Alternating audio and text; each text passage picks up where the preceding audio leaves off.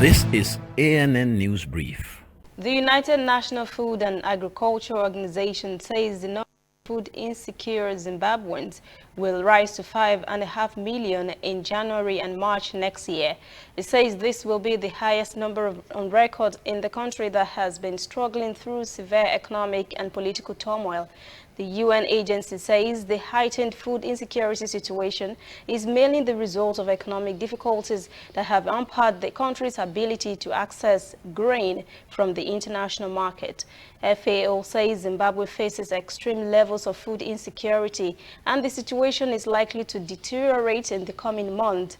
It estimates nearly 5 million Zimbabweans will need food assistance between now and December. That figure will jump to 5.5 million persons from January to March next year. FAO says that will be the highest number on record.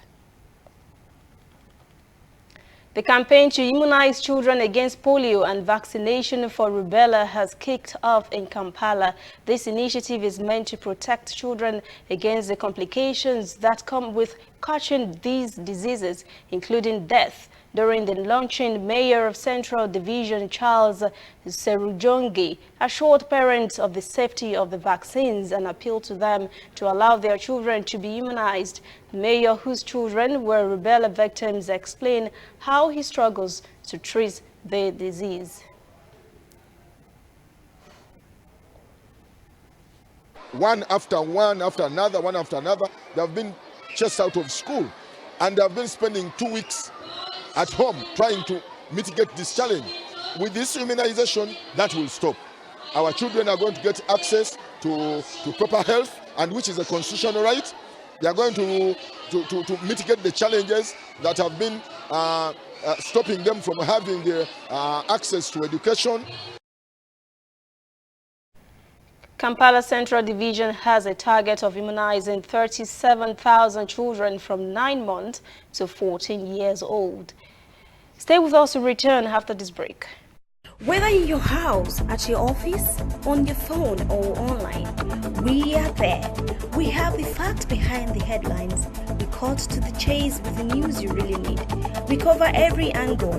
We are the bigger, better news network. We are African News Network. ANN. Watch ANN News on MITV from a truly African spirit.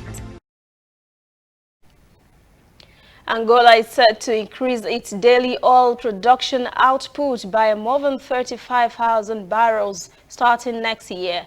This is a move to revive its economy and undo some of the hurt inflicted on the country by drought. This was revealed during President João Lourenço's State of the Nation address to Parliament in Luanda.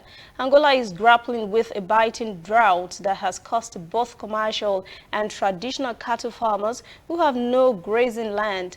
But the nation is still heavily dependent on oil, which contributes half of the country's economic wealth, 80% of government revenue and 95% of exports. Sharp decline in oil prices has severely affected the country's economy.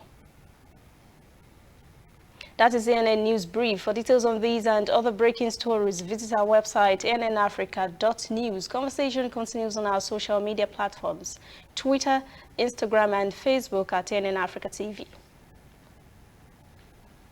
I'm Lucy Ademi.